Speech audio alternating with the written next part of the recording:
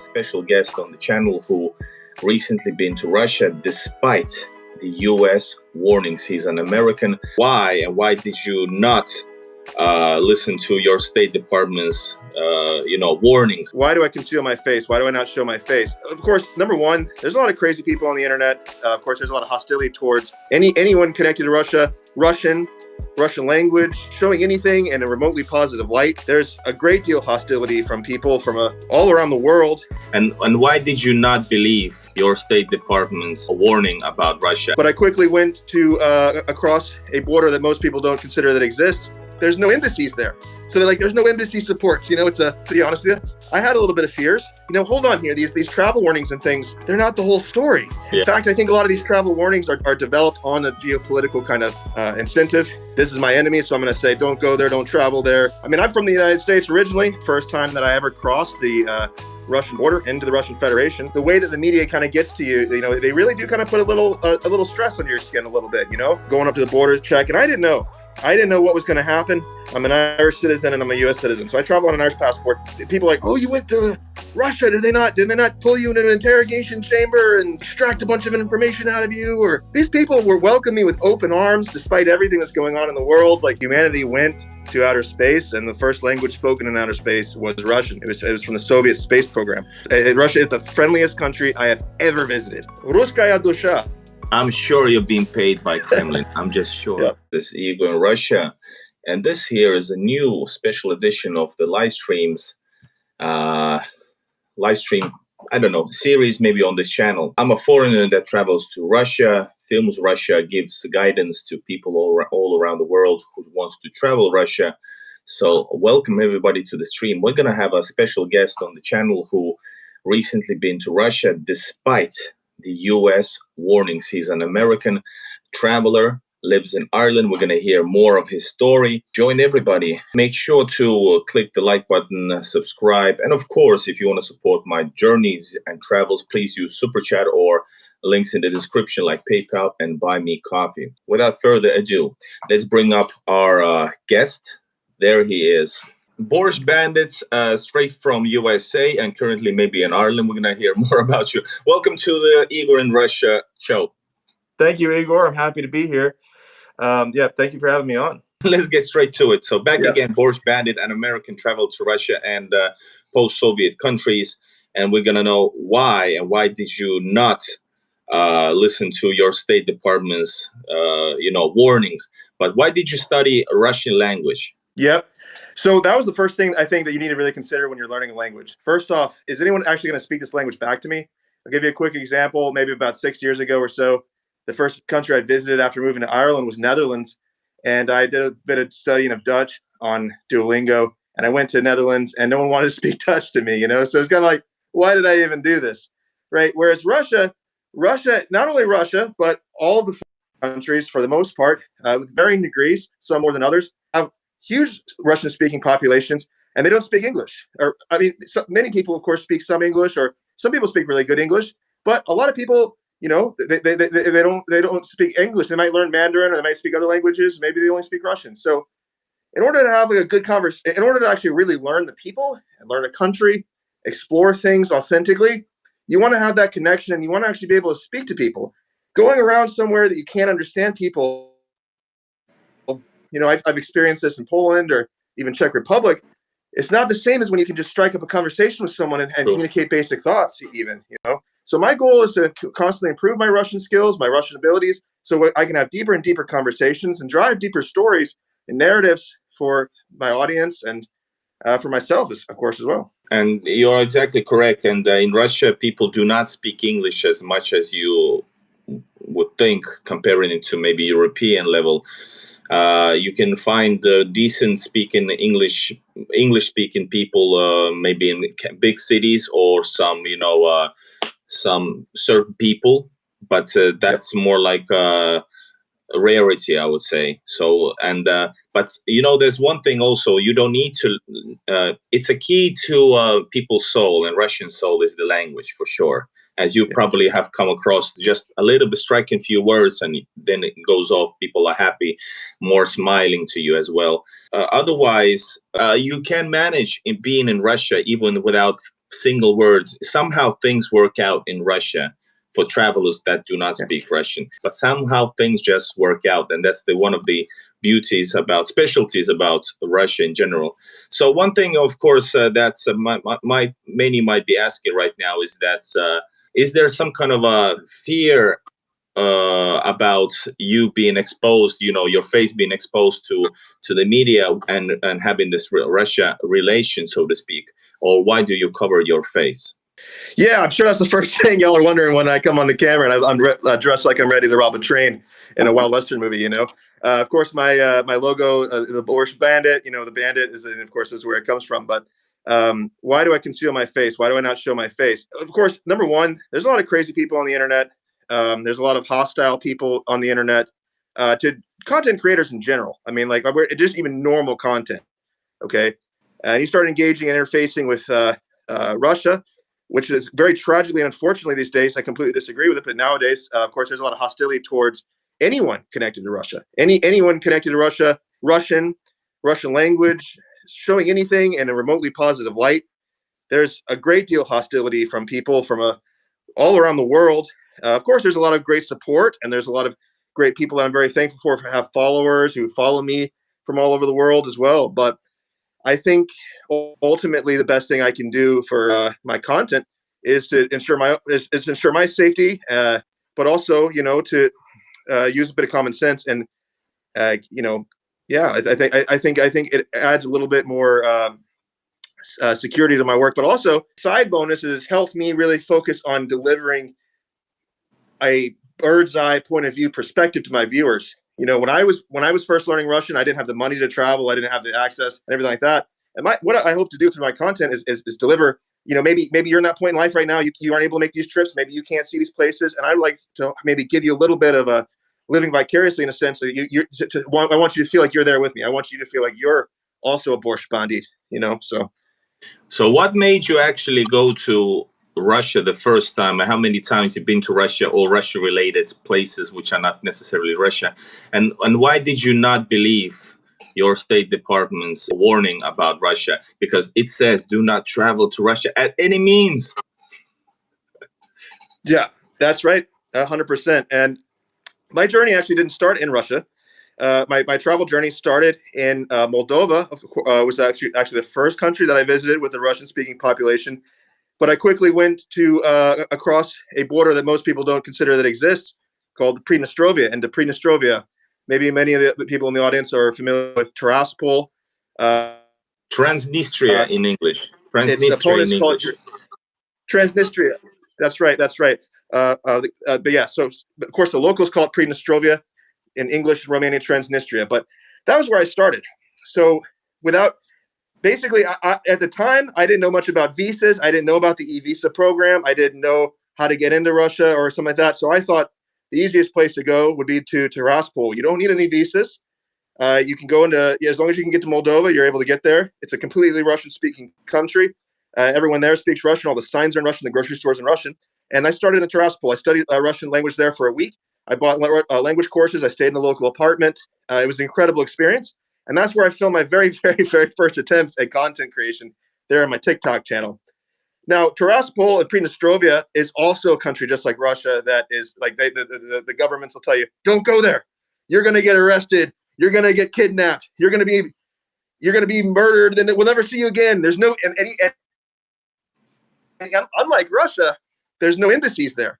So there's no embassy supports. It's a pirate government and all this kind of stuff, right? But what I found when I traveled there, and I will be honest with you, I had a little bit of fears. I took a chance. I took a gamble against it from my perspective. But when I got there, what I learned was that the people of Tiraspol were incredibly friendly, incredibly friendly, incredibly supportive, encouraging me in my Russian. They knew, of course, I didn't, I was just in the beginning days of my Russian language.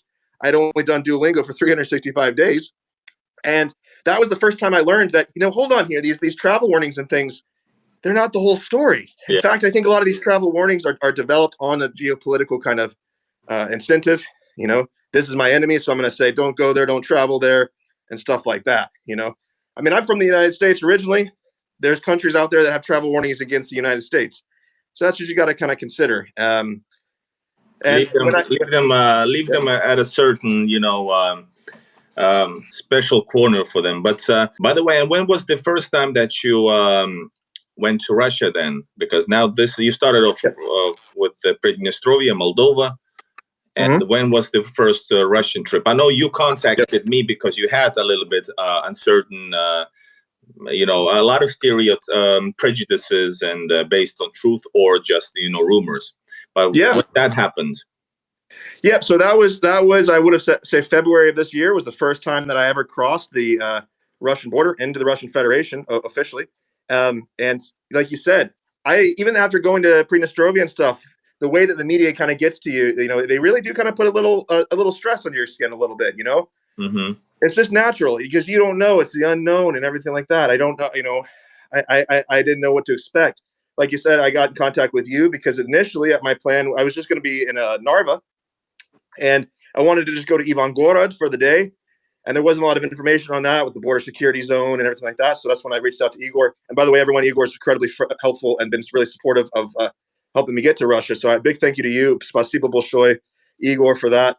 But yeah, I remember walking up to that bridge, up to, Narva, that divides Narva and Ivangorod, going up to the border check. And I didn't know what was going to happen.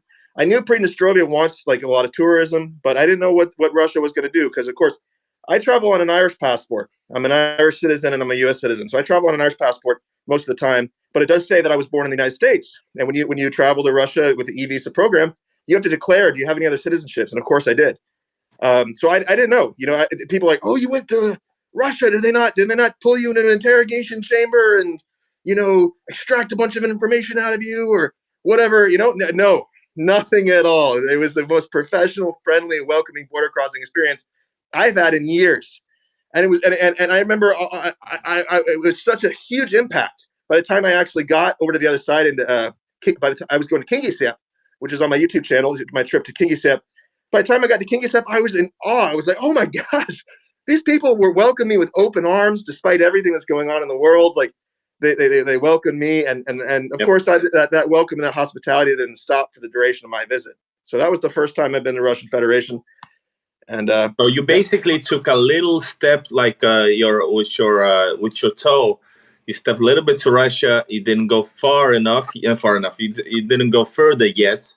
But Kingisepp is 20 kilometers from Ivangorod. Ivangorod, you can see already, actually, Russia starts right after the border in a good and in a bad way, or in a, romantic way, how you want to. It starts right there, right? So you can see the difference, the atmospheres and stuff. Me personally, I usually experience it as a smile because I start to smile as soon as I'm in Russia, whether it's bad weather, good weather, or whatever, or stressful day. But you went to Kingisepp, that's 20 kilometers. I also visited for the first time, this winter, and it's a nice little, Soviet city. But you must. So since you had such a great experience, it's 2 hours more, and you're in one of the greatest cities in the world, St. Petersburg. Really waiting to get to hear your experience when you decide to go to St. Petersburg and Moscow, because I know, and that's the next part. You have a huge fascination to through the language to Russian culture, history, or especially maybe Soviet history.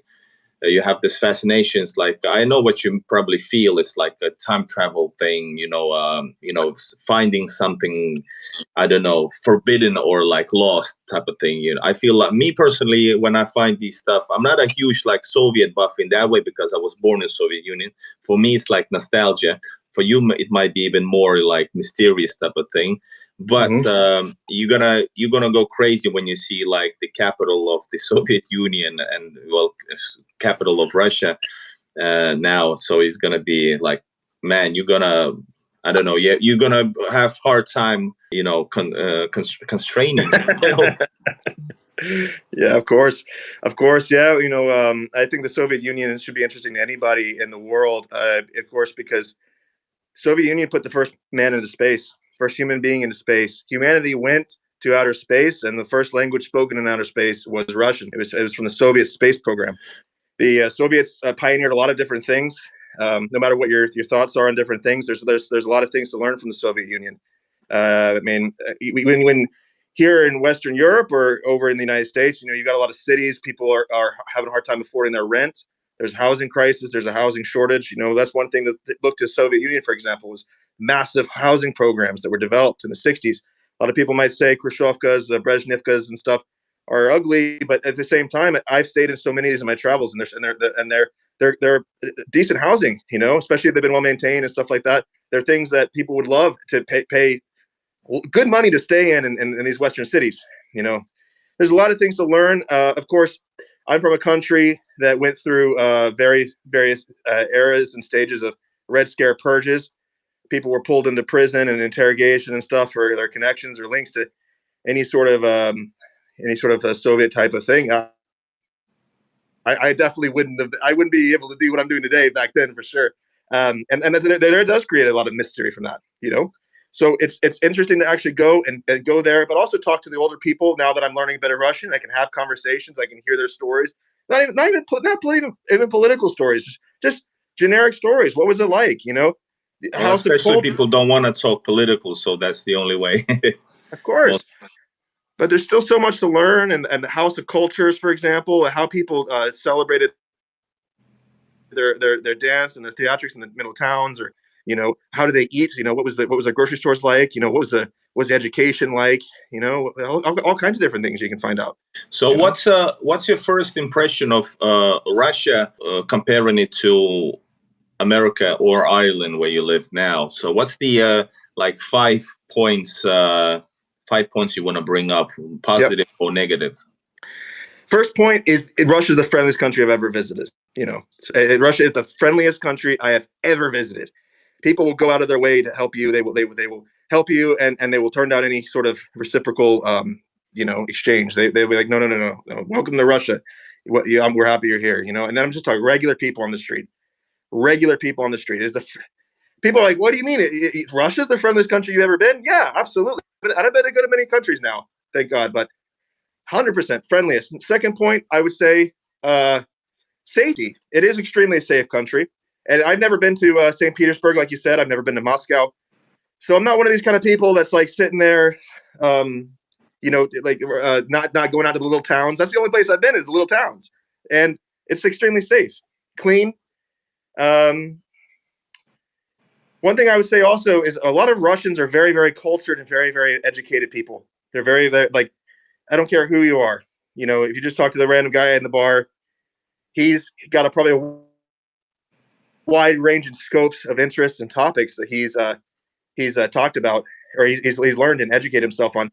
Incredibly cultured people. It's great conversations. I'm trying to think. Oh yeah, the food. I love the food. Maybe it's not everyone's cup of tea. My name is Borscht Bandit. Of course, I love borscht. Borscht is of course not just Russian, but it's one of the main things.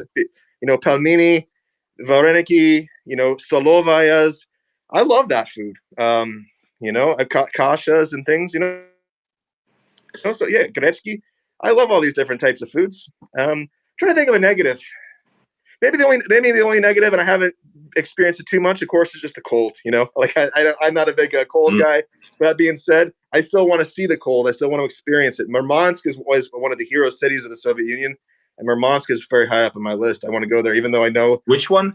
Murmansk. Yep. Yes. Yep. Yeah, I have it also somewhere from St. Petersburg upwards, the Petrozavodsk. Very good. It's a big city as well. So very in Russia, nice. Big city means, well, a minimum 500,000 maybe. All right. So these are the and these are very similar things that people usually say, by the way. And usually, the safety is one of the biggest, because it's exactly the opposite what the media tries to say.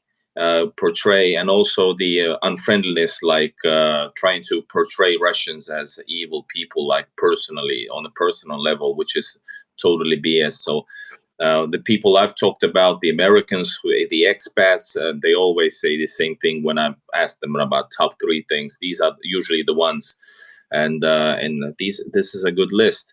And it can continue, of course. There's so much history also that you can find. Did you get any, kind of any attacks of being so friendly to the Russian history, Russian culture, like physically or online yet? Yeah, so that's a good question.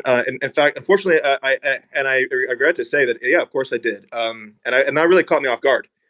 That was the first time I was creating content, and I got a large, some very aggressive hatred, let's say. And now, that being said, 1/5 of my TikTok followers are Estonians, and I really enjoyed Estonia. I'm definitely going back to Estonia. I enjoy Estonia as a country, and I've studied a tiny bit of Estonian, and I've tried to do all my best I can to show Estonian culture and Estonian things in various TikToks I had and my videos. I still have some Tallinn content that I will eventually edit and put up online on YouTube. So, Estonia as a country, I have great respect for and everything like that. And I don't think that necessarily, I don't know what percentage of the country this is reflective of, but there was a good number of people from a section of society there in Estonia that was not like the other followers of mine from Estonia. They were extremely angry that I was speaking to these Russian speakers who were born and raised in Estonia. They were extremely unhappy and extremely upset, maybe even threatened. I don't know. And I never set out to maybe really jostle any. And now, I didn't set out to cause any problems or anything like that, but simply going and speaking to these people and showing the place, yeah, they did not want that. They didn't want that. And I did get threats online. So. I kind of enjoy knowing that these individuals are feeling so much anger or probably melting from inside because of, I've seen your videos, and basically you talking to somebody like some babushkas or some locals who would love to speak to a foreigner in Russian. That's the first thing probably that they're so mad about. Secondly, they speak about their Estonia as it's as theirs as the other ones. It's everybody's Estonia who lives there, but they're pissed off because they think that's probably that land belongs only to real Estonians who speaks Estonians and dressing in white, black, and blue. So I guess it makes me only happy to know these people are melting like the witch from the Wizard of Oz. Yep, I mean, it's fortunate.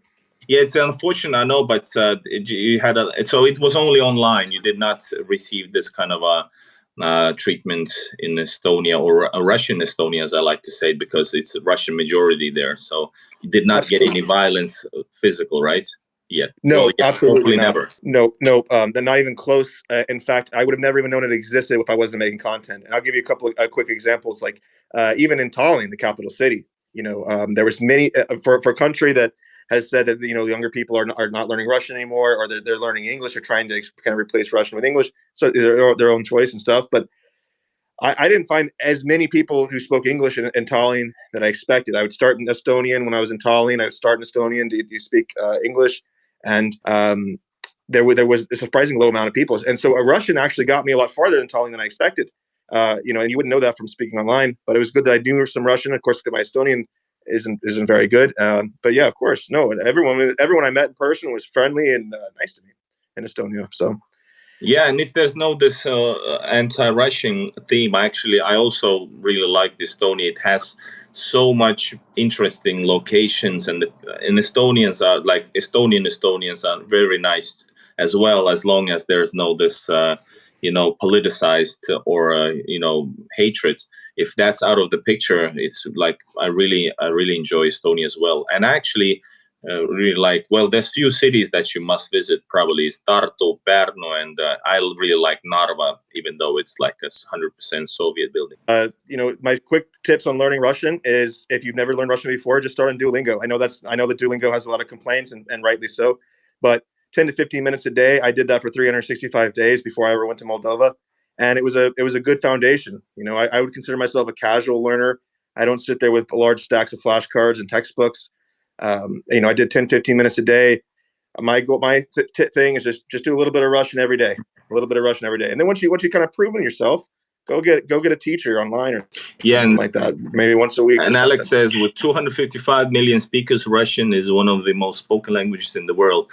And yes, and it can get you really far in in some surprising places, not just Russia and not just East Europe. I know it has helped me as well. So how's life about? What you have noticed so far in Russia? how life is different from what you have get used to from Yeah, that's in great. Ireland, for example, or States. That's a great question. And you kind of touched on it earlier in the interview. Ruskaya dusha, Russian Russian soul. soul. That was something that I learned about while I was in. That's right. That was something I learned about there while I was in Kaliningrad, and of course, I'm still learning about it. I don't know. You did not mention you have been to Kaliningrad as well. That's right. And that's a That's recent right. trip. So after Kingisepp, I went to Kaliningrad Oblast for a week. Had a great time. I went to various different towns as well, like Zelenogradsk, and I met some people in one of the bars. We were talking and stuff. And that's where I learned about Ruskaya dusha for the first time. And I'm still learning about it. And maybe I'll probably be learning about it for the rest of my life. But this concept of a Russian soul seems to be a very, very big thing, very important thing. I would encourage everyone to maybe look it up and try to learn about it. It's very fascinating stuff. If I felt any bit of that Russian soul, I can tell you this: there's I feel like there's a certain level of trust between people, between people in Russia. They're very trusting people for the most part, which is a good thing. Of course, they're not going to take your crap if I'd imagine, but like they're very trusting, very kind, and very courteous and respectful people, and they don't hold grudges. So like for instance, I grew up in America, right? They don't hold that against me. They're not gonna throw that in my face or try to make a big deal of things. Whereas maybe in other countries they do that. They do have that kind of xenophobic kind of intolerance for other nationalities. Yep. But that would be one thing I would say. That's the first thing I had to think of. What about how's the buildings, how's the city's conditions? For example, now it's 50,000 people living, 55,000 living in Kingisepp and Kaliningrad. I think it's 500,000, right? Yes, it's around 500,000. So how's housing and infrastructure? Yeah. So right now the only Kaliningrad video that I have on my YouTube channel is an overview of the historical battle from the Great Patriotic War, World War II. But two videos coming up.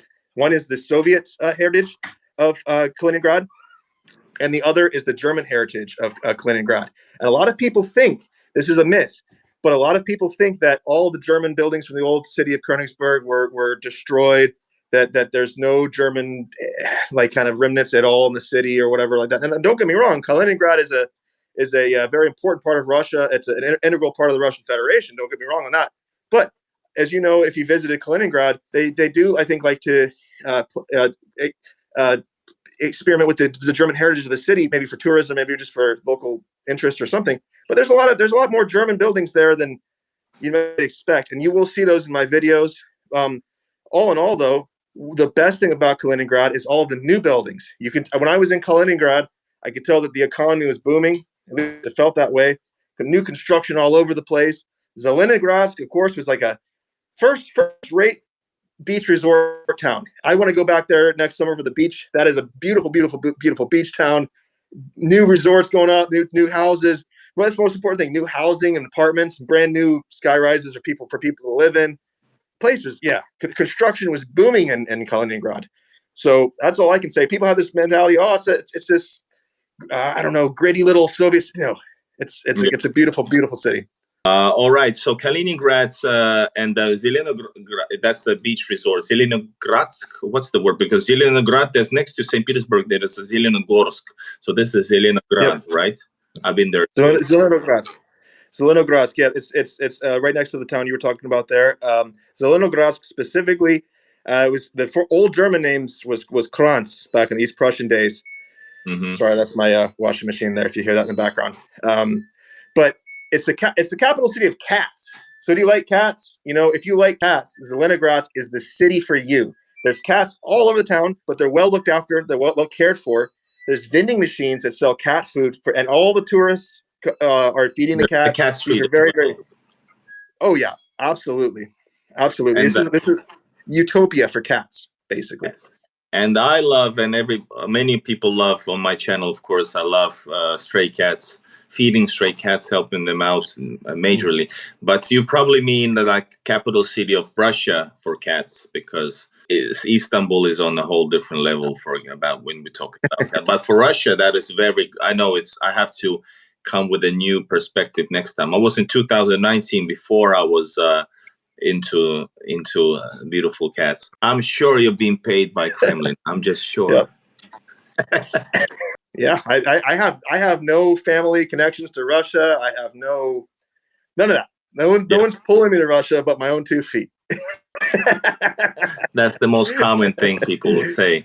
All right. Hey, what about you travel to Kaliningrad? People might be wondering if they plan to enter Russia to via Kaliningrad. How was the trip there shortly? What's the process? Yeah. So it's very quick and simple, but there's one important caveat. Okay, keep in mind, I'm born and raised in America, but I have Irish citizenship. Okay, so you need to make sure that you have EU citizenship or a permanent residency within the EU, because when you going to Kaliningrad is no problem, but when you're coming back into Poland, Poland typically won't let you back into Poland unless you're an EU citizen, and they have to basically, So, for example, if you just have a U.S. passport, or you just have a British passport, or something like that, I think they do make exceptions sometimes, but oftentimes they won't let you back in, and you have to. From what I've heard, I don't have any firsthand experience in this, but from what I've heard, you'd have to leave through the Lithuanian border to get out, or maybe I guess fly to another part of Russia, But the cheapest way I think is leaving through Lithuania. Now, how much was the ticket through Poland? I would travel through Lithuania; it would be easier, and I hear it's faster. But how long was your trip, and how much was it? So there's a great YouTube video on my channel if you're interested in that. It was less than 200 pounds, British pounds sterling, and I take you along with the bus ride, and on the bus ride I walk you through all the expenses, the receipts, and everything. Now that's including my flight from Belfast to Gdansk. That's including my accommodation for a week with my own room. That's including the bus ticket from Gdansk into Kaliningrad and back. The only thing I didn't account for was meals, which, as you know, in Russia, you can get, of course, wide range of prices, but you can eat well for £2 sterling a meal. 2 or 3 pounds, you're eating really well in Russia. So I didn't include that cost, but yeah, for a week trip, because we have a good immigrant population here from Poland. There's oftentimes very cheap routes from Ireland or even over in Britain to Poland. So that's how I ended up getting such a cheap trip. So would you travel actually to, have you wondered if Kaliningrad is easiest? I don't know if it's easier than Narva for you, Ivangorod, but would you travel through Kaliningrad to St. Petersburg by plane? First Kaliningrad, then plane, which is like 50. You can get it for $50 a ticket to St. Petersburg. Then you can visit me, and then we're gonna have some beer. But have you considered that as an option? I have considered that as an option, and that's my next thing. So I've been going through various different Warsaw Pact countries recently. The next stop is Russia after this, because I got to get back to Russia. I'm probably like yourself. I got to plan my next Russian trip, and my next plan is to go to St. Petersburg and Moscow.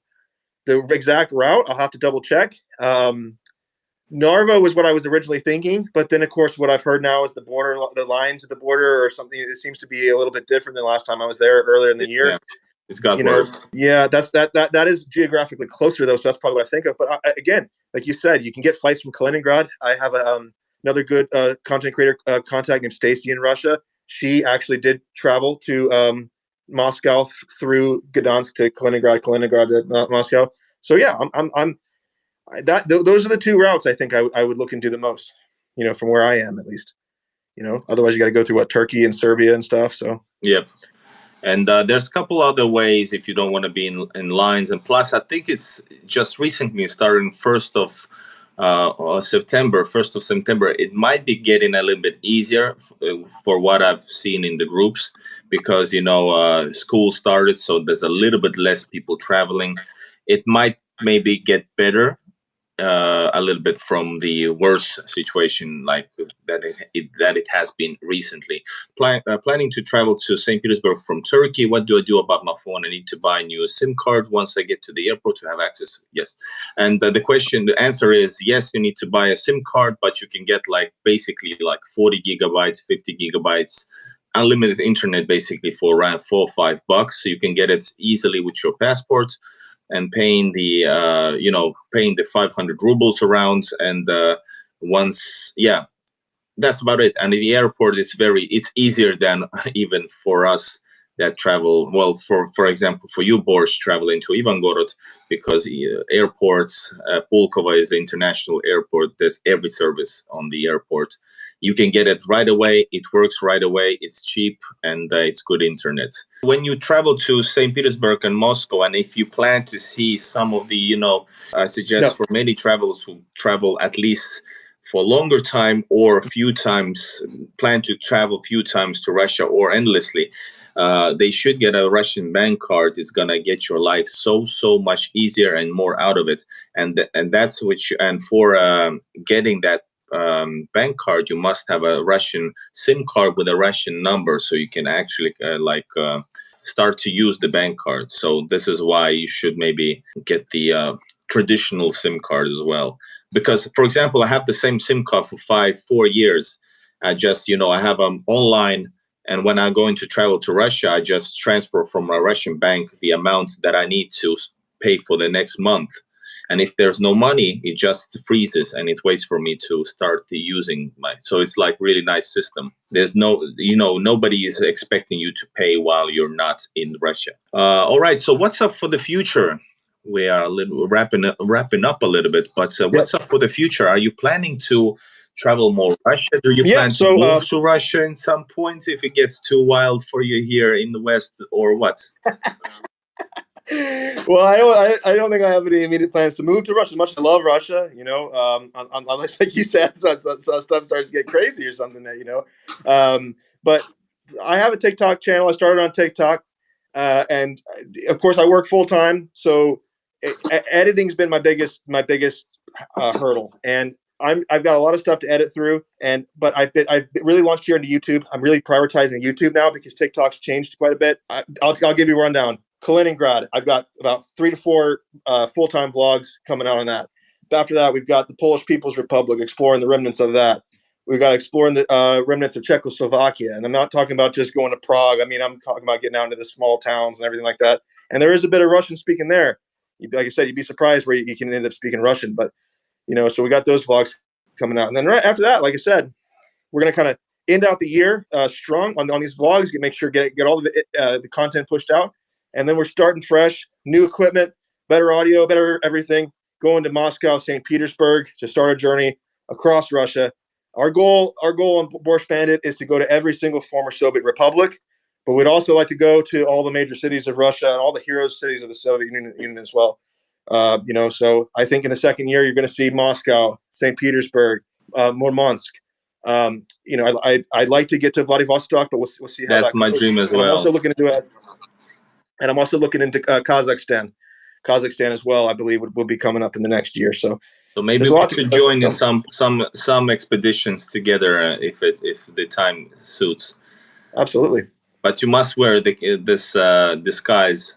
I don't think they'll let me on the train if I'm dressed like this. But that's the only way to travel the train. By the way, trains in Russia are super easy, not necessarily super fast, but the cheapest way to travel for sure.